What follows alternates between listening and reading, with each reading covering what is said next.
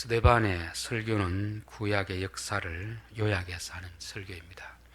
그렇기 때문에 구약의 역사를 잘 아는 분은 이게 무슨 말인지 이해가 되지만, 구약의 역사를 모르는 사람들은 도대체 무슨 말을 하는가 이해를 하지 못할 수가 있습니다. 이 지금 스데반 앞에 서 있는 그 대제사장들, 종교 지도자들은 당연히 구약의 역사를 다 알고 있습니다. 그러나 지금 이 자리에 있는 우리 성도들은 아시는 분도 있고 잘 모르시는 분도 있습니다. 그래서 제가 이 7장을 설교할 때 구약 성경을 찾아가면서 하는 이유가 바로 그것입니다. 좀 배경을 알고 나면 왜 이런 이야기를 하는지 이해하게 될 것입니다. 8절, 할례의 언약을 아브라함에게 주셨더니, 하나님과 우리 사이는 언약의 관계라 그렇게 말씀하고 있습니다. 언약이라는 것은 약속이라는 뜻입니다. 약속. 사람과 사람에게 하는 약속을 일반적으로 약속, 계약 이렇게 하지만, 하나님과 사람이 약속할 때는 이제 언약이라 이렇게 말하죠. 그래서 우리가 구약 성경, 신약 성경, 그게 다 무슨 뜻입니까? 예수님 오기 이전의 약속, 예수님 온 이후의 약속. 그래서 구약도 약속이고 신약도 약속이고 그렇게 되어 있습니다. 근데 약속을 하려고 하면은 약속하는 당사자가 있어야 됩니다. 그렇죠? 우리가 남의 집에 전세를 살려고 하면 주인이 있어야 되고 세입자가 있어야 됩니다. 그래서 당사자가 있어야 되고 또 조건이 있어야 돼요. 조건. 그렇죠? 얼마의 조건으로 월세를 살겠습니다. 전세를 살겠습니다. 그러면 집을 얼마 동안 내어주는 이런 조건과 약속이 있는 것입니다. 하나님과 우리 사이에도 당사자가 있어야 되고 조건이 있고 약속이 있어야 되겠죠.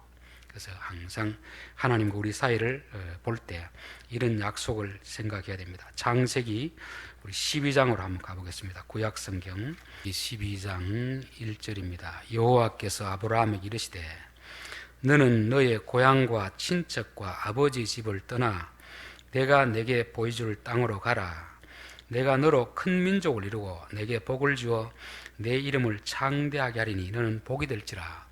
하나님이 아브라함에게 약속합니다. 약속. 너 고향 땅을 떠나서 내가 가라는 대로 가라. 그러면 내가 너에게 큰 민족을 이루어 주겠다. 그런 약속을 했습니다.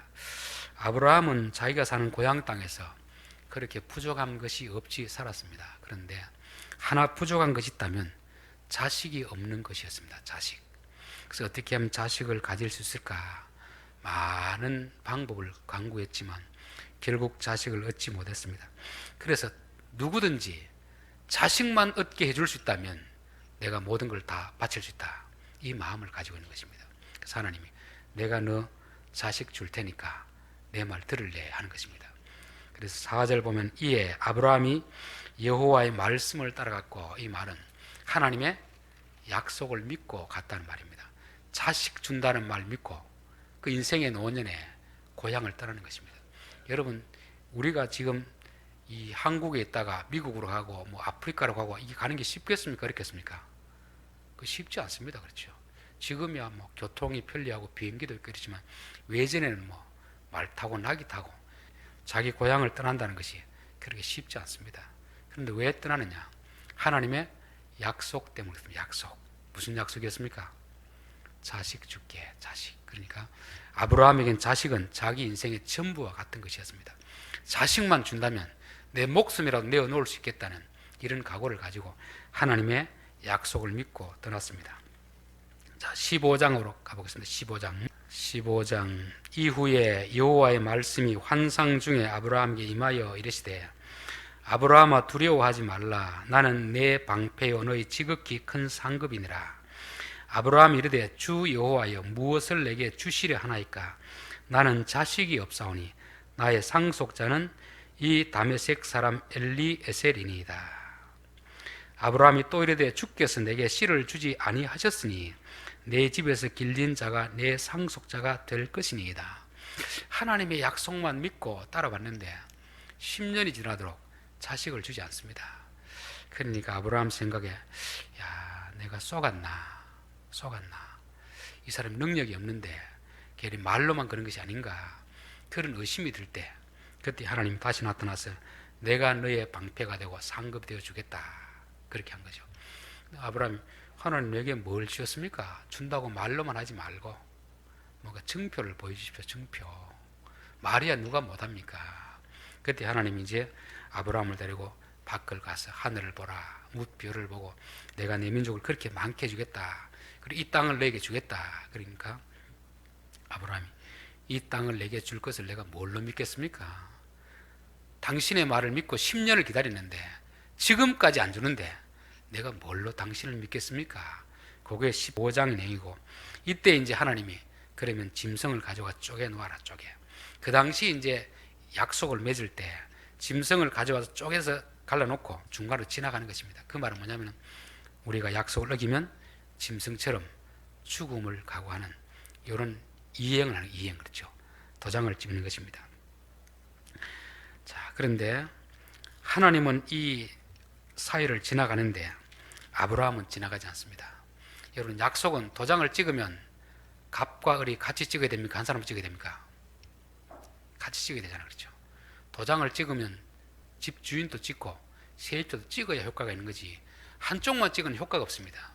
하나님은 도장을 찍었는데 아브라함은 찍지 않습니다. 그런데 하나님이 강요하지는 않는 거죠. 너 왜 지나가지 않느냐, 그렇게 말하지 않습니다.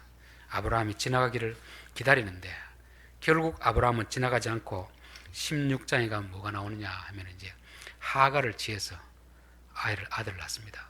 하나님이 준다고 약속하고 하나님 도장을 찍었는데 그럼 자기도 찍고 믿어야 됩니까? 믿어야 됩니까? 믿어야 되는 거죠. 못 믿고 덜컹 자식을 낳아버리는 것입니다. 그 말은 하나님을 못 믿는다는 말이죠. 그래서 하나님과 아브라함 사이가 좀 금이 갔습니다. 관계가 깨어져 버렸어요. 그래서 13년 동안 전혀 소통이 이루어지지 않는 그런 삶을 누리다가 17장에 와서 이제 할례 언약을 맺습니다. 할례 언약을 맺는다는 것은 하나님은 도장을 찍었는데 아브라함이 도장을 안 찍었어요. 그러니까 너 이제 도장 찍어라 이 말입니다. 그래서 할례라는 것은 남성의 성기의 표피를 자른다는 것입니다. 그 말은 뭐냐면 나 이제 죽었습니다. 그전에는 아내는 불임이었지만 아브라함은 아직도 남성으로서의 기능이 있었습니다. 그래서 하나님 약속을 믿지 못하고 아이를 낳아버렸는데 하나님은 그 성기 잘라라, 너 자신을 죽여라. 그게 결국 아브라함 쪽에서 도장을 찍는 것입니다. 그러니까 여기서 이제 계약이 온전하게 된 거죠. 온전하게. 그래서 이게 할례 언약이다, 그렇게 말하는 것입니다. 근데 하나님이 이 할례를 행하라는 것은 육체의 할례를 행하는 것이지만 실질적으로 더 중요한 건 뭐냐면 마음의 할례를 행합니다. 마음의 할례. 내 고집대로 하지 않겠습니다. 그 각오를 육체에 표시를 하는 것입니다. 그러면 육체의 표시가 중요하겠습니까? 마음의 각오가 중요하겠습니까? 둘 다 중요하죠. 그렇죠.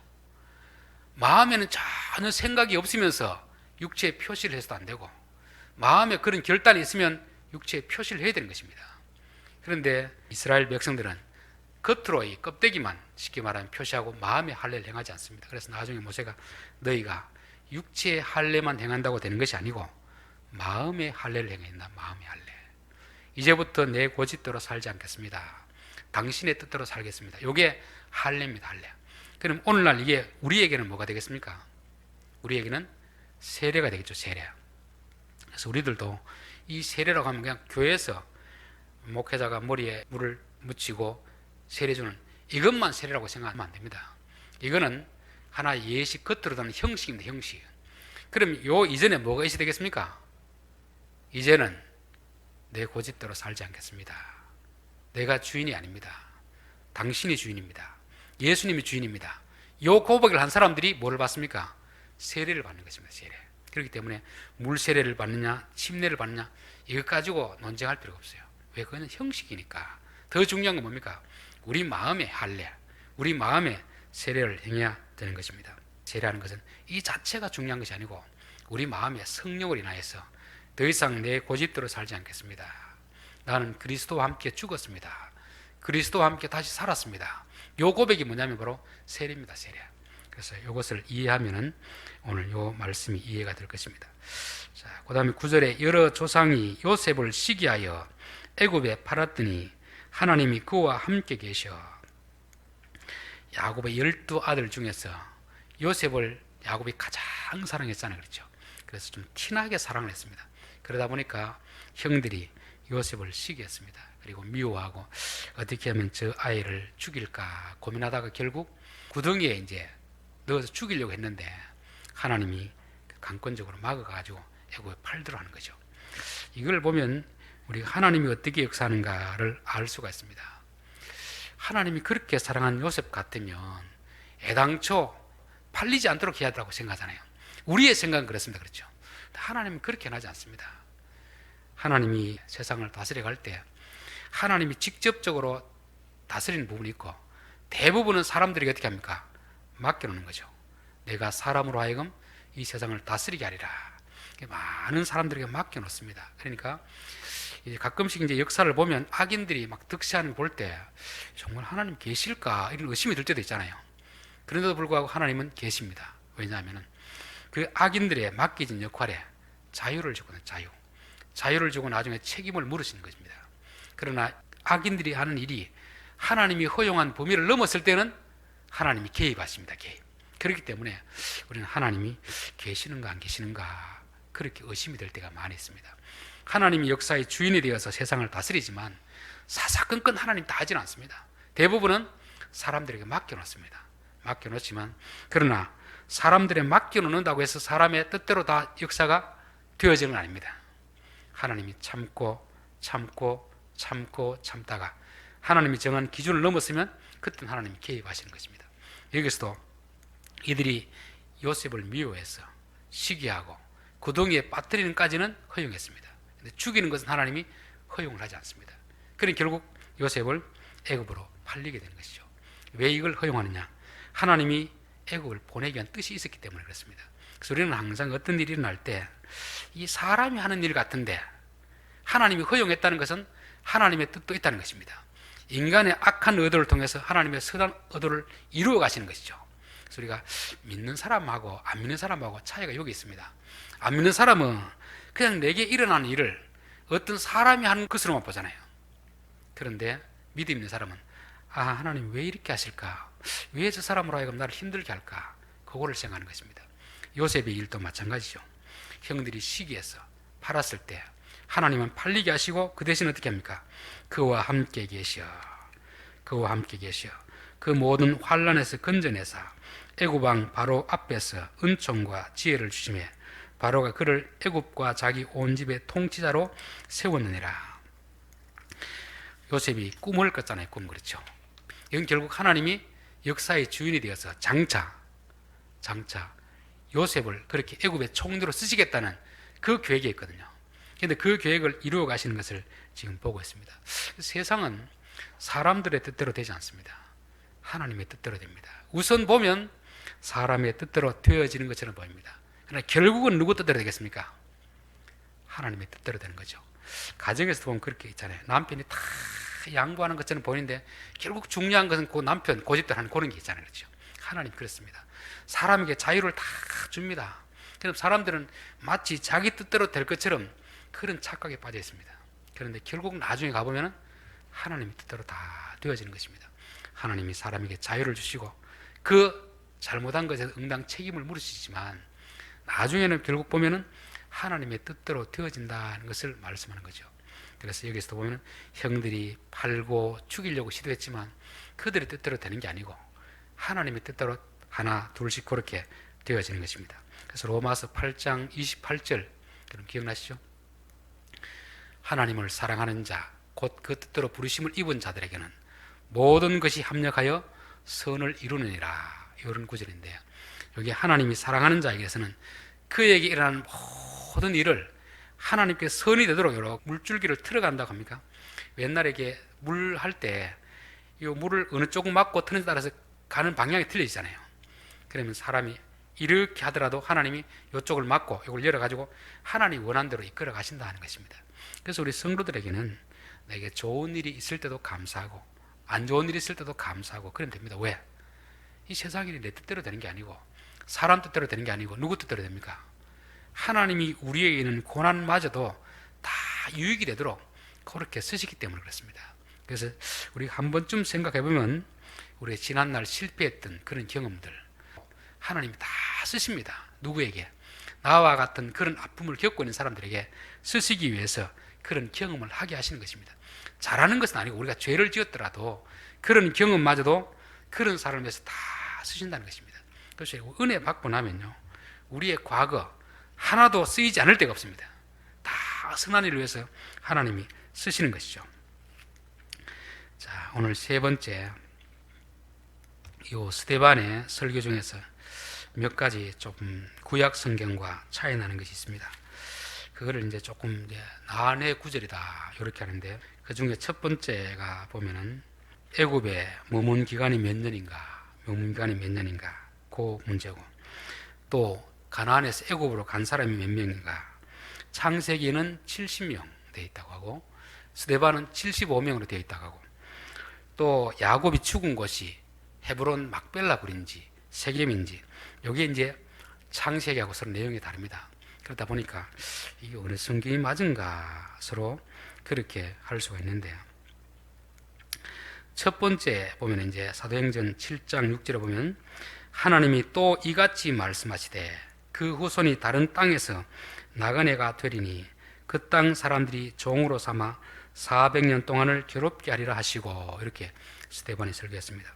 근데 이것은 이제 창세기 15장 13절의 말씀을 그대로 인용한 것입니다. 여호와께서 아브라함에게 이르시되 너는 정령이 알라 내 자손이 이방에서 객이 되어 그들을 섬기겠고 그들은 400년 동안 내 자손을 괴롭게 하리니, 이렇게 됐습니다. 그러니까 사도행전하고 창세기 요 내용은 똑같습니다. 그렇죠? 근데 문제는 창세기와 출애굽기 내용이 좀 틀립니다. 출애굽기 내용은 12장 40절에 보면 이스라엘 자손이 애굽에 거주한 지 430년이라 430년이 마치는 그날에 여호와의 군대가 다 애굽 땅에서 나왔은즉 되었습니다. 출애굽기에는 몇 년이라고 합니까? 430년. 창세기하고 이 사도행전은 400년 이렇게 되었습니다. 그런데 이걸 가지고 400년이 맞는가 430년이 맞는가 서로 이렇게 논쟁하는데 논쟁할 필요가 없습니다. 자, 400년은 뭐 하는 기간입니까? 괴롭힘을 당한 기간이고 430년은 애굽에 머문 기간입니다.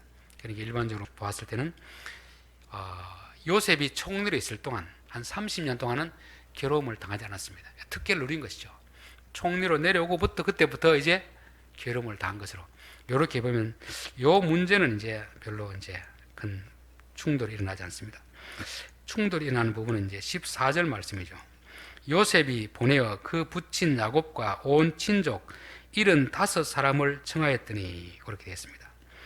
창세기 46장 27절에는 애굽에서 요셉이 낳은 아들은 2명이니 야곱의 집사람으로 애굽에 이른 자가 모두 70명이라 되었습니다. 창세기는 70명이 애굽에 왔다 이렇게 기록해 놓고 사도행전은 몇 명입니까? 75명이다 이렇게 놓으니까 이게 똑같은 성경인데 왜 이렇게 다른가, 그렇게 생각할 수가 있습니다. 자, 이것을 이제 이해하려고 하면은 번역본을 말해요. 번역본. 지금 이 스데반이 인용하고 있는 성경은 구약 성경이지만 이게 헬라어로 번역된 70인경입니다. 70인경. 70인경에서는 75명으로 되어 있으니까 그 성경을 본 사람은 어떻게 하겠습니까? 75명이 내려왔다고 이렇게 말하는 것입니다. 그럼 이 사람들은 왜 75명이라고 했을까? 그거는 우리가 모릅니다. 그 사람이 왜 번역할 때 왜 75명이라고 했는지, 그리고 또 창세기는 왜 70명이라고 했는지 그건 잘 몰라요. 그런데 우리가 성경을 볼 때 항상 숫자를 볼 때는 한 번쯤 생각해야 되는 게 뭐냐면, 숫자가 우리가 말하는 아라비아 숫자 그런 의미가 아닙니다. 숫자에는 항상 영적인 의미가 있습니다. 영적인 의미. 그러니까 70명이라서 꼭 70명이 말하는 게 아닙니다. 자, 7이라는 숫자는 어떤 숫자죠? 완전한 숫자입니다. 완전한 수. 그래서 헬라 사람들은 좀 더 정확하게 해서 75명이라 했을 수도 있고, 그러나 성경에는 70명이라 이렇게 하는 것은 완전한 수를 끼워 맞추기 위해서 그렇게 한 것입니다. 창세기 46장 26절에 보면 야곱과 함께 애굽에 들어간 자는 야곱의 며느리들 외에 66명이니, 들어가기는 누구도 들어갔습니까? 며느리들도 들어갔죠. 그런데 이 숫자는 빼버리죠. 왜 빼겠습니까? 뭘 하기 위해서? 70이라는 숫자를 맞추기 위해서 그렇습니다. 들어간 사람이 70명이 들어갔는지 75명이 들어갔는지 몰라요. 이런 숫자는 중요하지 않습니다. 뭐가 중요합니까? 70이라는 숫자가 중요합니다. 70이라는 숫자. 그래서 요한계시록 할 때 이야기했지만 666, 14만 4천, 이거를 그냥 산수, 수학적 숫자로 보면 안 됩니다. 거기서 다 이달이 나오잖아요. 그렇죠? 그래서 구약도 마찬가지고 신약도 숫자라는 것은 그냥 수학적 그런 숫자를 말하는 게 아니고 하나님이 의미하는 바가 있다 하는 것입니다. 그와 비슷한 내용이 창세기 15장 16절에 내 자손은 4대 만에 이 땅으로 돌아오리니 4대 만에 돌아오니 4대. 그럼 몇 년 머물렀다고 했죠? 430년을 머물렀습니다. 430년이 몇 대가 돼야 됩니까? 몇 대? 50세를 1대로 하더라도 8대는 돼도 8대 그렇죠. 우리가 30을 한 세대로 보면은 10세대가 넘잖아요. 왜 4대라고 했겠습니까? 4란 의미가 가지는 수입니다. 4, 40, 40년. 이건 다 시련의 기간입니다. 시련의 기간. 그걸 맞추기 위해서 그런 것입니다. 마태복음 1장 17절에 보면은 족보가 나오는데 그런즉 모든 대수가 아브라함부터 다윗까지 14대요. 다윗부터 바벨론으로 이가할 때까지 14대요. 바벨론으로 이가할 때부터 그 그리스도까지 14대더라.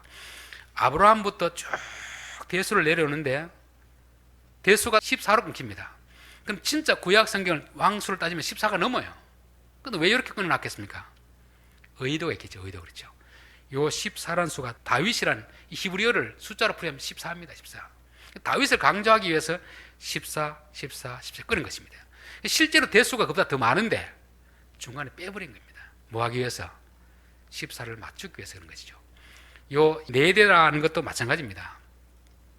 실제로는 그 대수가 더 많지만 4란 숫자에 맞추기 위해서 4대로 끊은 것입니다. 그래서 400년, 40년, 4년 뭐 이런 게 다 그런 의미입니다. 70명도 70명이냐, 75명이냐 이게 중요하지 않습니다. 완전한 숫자가 내려왔다는 것입니다. 그래서 구약에서는 요거 맞추기 위해서 누굴 뺐습니까? 며느리들을 빼버린 거죠. 그렇죠. 그렇기 때문에 우리가 성경을 볼 때 숫자를 너무 그냥 문자적으로 이해를 하면은 안 되게 되었습니다.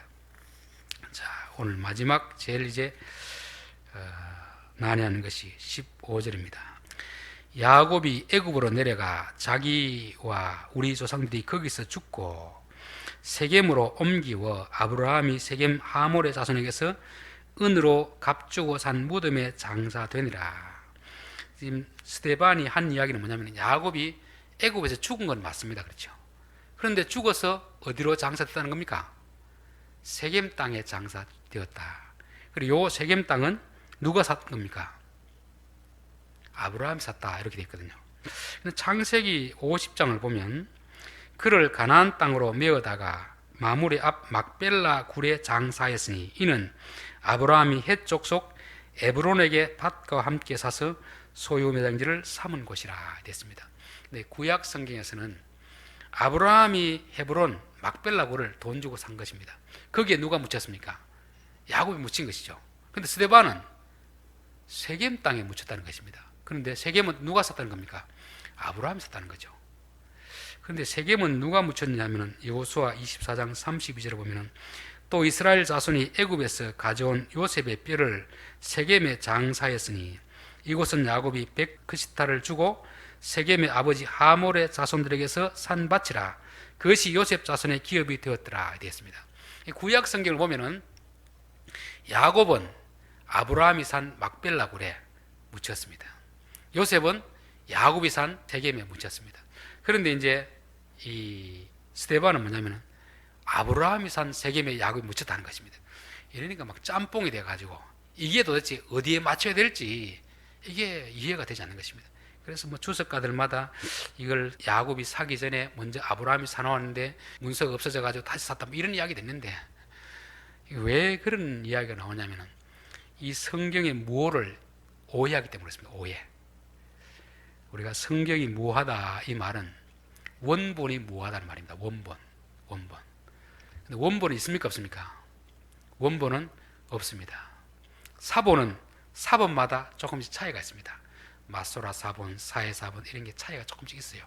뭐 많은 부분에 차이는 있지 않는데 조금씩은 차이가 있습니다. 그리고 또 번역본은 어떻겠습니까? 번역본은 더 차이가 더 많이 있을 수 있습니다. 그래서 똑같은 성경이라도 한글 번역본도 여러 가지 번역본이 있습니다. 번역에 따라서 조금 다르게 한 것이 많이 있습니다.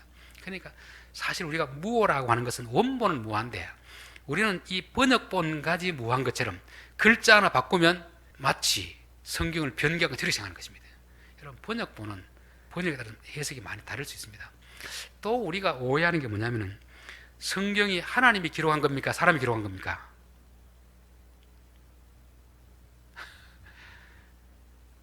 사람이 기록했지만 성령께서 감동을 주어서 기록해 하신 것입니다. 성령이 감독자가 되신 것이죠. 감독자. 그리고 기록할 때에도 하나님이 불러주고 사람이 타이핑 치듯이 받아 적은 게 아닙니다. 그 사람의 어떤 교육 정도, 그 사람의 생각, 지식 수준 그냥 적는 것입니다. 그럴 때 하나님이 어느 정도 여유를 주는 거죠. 그리고 또 특별한 부분에서 문제가 있을 때는 교정시켜주는 것입니다. 그렇기 때문에 성경마다 사람마다 조금씩 생각의 차이가 있을 수가 있는 것입니다. 그러면 하나님은 모호하지만 사람은 모호할까요? 모호하지 않을까요? 모호하지 않습니다. 여러분, 노아도 실수를 합니까? 안 합니까? 실수하죠. 노아가 한 말은 다 진리입니까? 아브라함은 실수를 합니까? 안 합니까? 아브라함도 실수를 하죠. 이삭도 눈이 흐려져 실수를 합니다.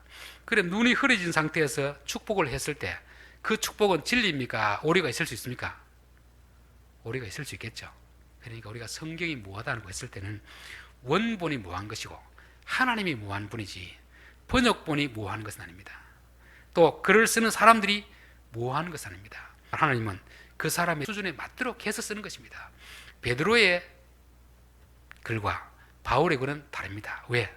학력 정도가 다르잖아요. 그렇죠? 하나님이 진리를 전하는 도구로 사람을 쓰지만 그 사람의 수준에 맞도록 해서 쓰는 것입니다. 그래서 제가 봤을 때는 스데반이 잠깐 실수했구나. 지금 봤을 때는 내용은 야곱은 어디에 묻혀야 됩니까? 헤브론에 묻혀야 되겠죠. 그건 맞는데 이 말은 헤브론에 한다는 것이 세겜으로 바꾼 것이 아닌가. 저는 그렇게 생각한 게 제일 편해요. 왜냐하면 구약성경에서 분명히 야곱은 어디에 있습니까? 아브라함이 산 헤브론에 묻혔으니까.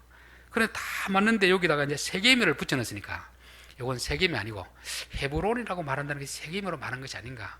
그렇게 추측해 볼 수 있습니다. 그럼 성경의 저자들도 실수가 있겠죠. 그게 하나님이 실수한다는 말이 아니고 저자들이 실수할 수 있다는 말입니다. 그래서 성경의 기록이 참 독특한 것은 우리는 저 사람의 말을 잘못하면 어떻습니까? 고쳐가지고 기록하잖아요.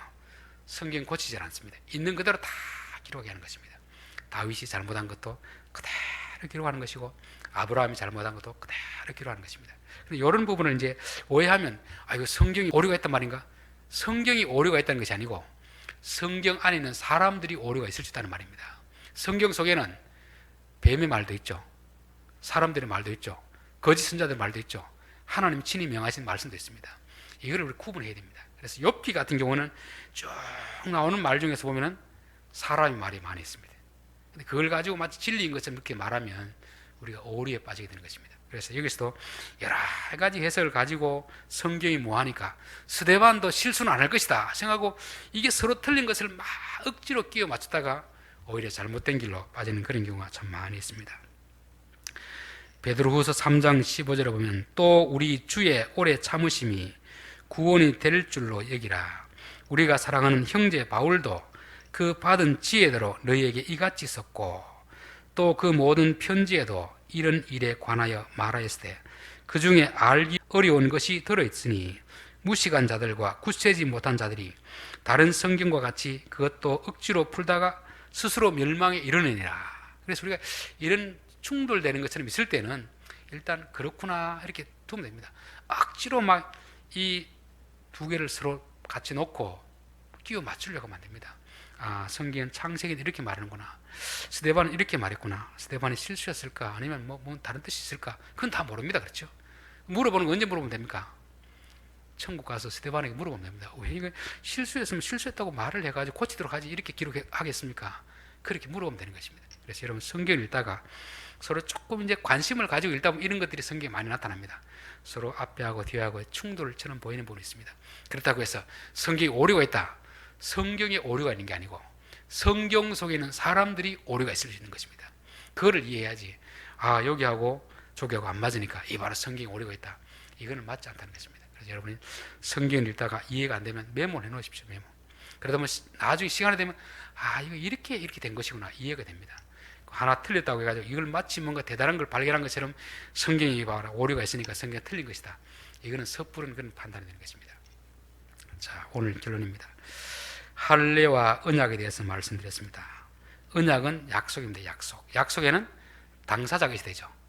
약속을 맺는 당사자가 있어야 됩니다. 그리고 조건과 계약 내용이 있어야 됩니다. 하나님과 아브라함 사이에서 하나님은 자식을 주겠다 약속하고 아브라함은 그 약속을 믿고 따라왔습니다. 근데 실질적으로 안 주니까 하나님 증표를 주십시오. 증표. 도장을 찍으십시오. 우리도 신앙생활 하면서 정말 어떤 믿음이 없을 때는 하나님 앞에 과감히 요구할 수 있습니다. 하나님 도저히 믿어지지 않습니다. 증표를 주십시오. 믿을 수 있는 증표를 주십시오. 그렇게 기도하면 하나님 줄까요 안 줄까요? 주십니다. 그리고 우리에게도 너도 증표를 내놔라. 너도 도장을 찍으라는 것입니다. 우리가 도장 찍어야 될 건 뭐겠습니까? 내가 죽는 것입니다. 내 고집대로 하지 않겠습니다. 이제 당신의 뜻대로 살겠습니다. 이게 할례입니다. 할례. 그래서 할례는 우리가 마음의 할례를 행하고 몸의 할례를 행해야 됩니다. 이게 오늘날로 말하면 세례입니다. 세례. 그렇죠. 세례는 단순히 그냥 머리 물찍어 얹어 기도하는 게 아닙니다. 우리 마음이 성령으로 죽어지는 거죠. 더 이상 내가 주인이 아닙니다. 내가 죽고 하나님이 주인입니다. 예수님이 주인입니다. 이렇게 하는 거죠. 그 다음에 두 번째는 하나님의 역사. 하나님이 다스리지만 대부분은 사람들에게 위임 맡겨놨습니다. 그러다 보니까 악인들이 막 득세할 때는 하나님 계시는가 안 계시는가 의심스러울 때가 있습니다. 그럴 때에도 하나님은 계십니다. 그들도 또한 사용하시거든요. 그래서 결국 하나님이 넘지 말아야 될 선, 그 선에 가서는 하나님이 직접 개입하는 것입니다. 요셉을 죽이는 것은 하나님이 허용하지 않습니다. 파는 것까지는 허용하고 파는 것까지도 하나님이 하나님의 계획을 이루기 위해서 사용하시는 것입니다. 그래서 우리 성도들에게는 실패도 있고 성공도 있고 실패도 다 하나님이 쓰시는 것입니다. 좋은 경험으로 쓰시기 때문에 실패한다고 너무 두려워할 필요도 없고 낙심할 필요도 없습니다. 이런 경험을 통해서 하나님 이걸 쓰시겠구나 그렇게 보시면 되는 것입니다. 자, 세 번째가 이제 사도행전과 창세기의 차이점 이런 것들은 우리가 이제 너무 문자적으로 보면 안 된다. 400년이냐 430년이냐 70명인가 75명인가 성경은 숫자 하나 둘 셋 그게 말하는 게 아닙니다. 어떤 그 숫자 가진 의미, 그렇죠? 의미. 그리고 또 중요한 건 번역본. 스데반이 보고 있는 성경 번역본하고 지금 창세기 번역본은 다른 번역본입니다.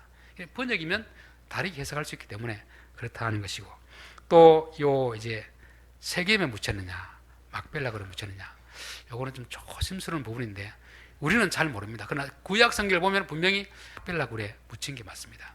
그리고 아브라함이 샀다는 걸 봤을 때 스데반이 잠깐 실수하지 않았나, 헤브론으로 말해야 될 것을 요셉이 묻힌 세겜으로 말하지 않았나 그렇게 볼 수 있습니다. 그렇다고 해서 성경이 오류가 있는 게 아닙니다. 그것은 성경이 오류가 있는 게 아니고 사람들에게 오류가 있다는 것입니다. 성경이 위대한 것은 뭐냐면 사람들의 오류도 그대로 다 있는 그대로 다 기록한다는 것입니다. 다윗의 실수도 다 기록한다는 것입니다. 이게 성경이 위대한 것입니다. 우리 같으면 실수한 건 다 고치고 하잖아요. 고치고. 성경은 그렇지 않습니다. 오류마저도 실패마저도 다 기록해 놓고 있는 것을 말씀해 주고 있습니다. 그래서 제일 중요한 것은 가장 확실한 답은 나중에 가서 물어보면 됩니다. 이거는 뭐 알든 모르든 그렇게 구원해서 그렇게 중요하지 않기 때문에 성경이 그렇게 논쟁될 필요가 없는 것입니다. 기도드리겠습니다.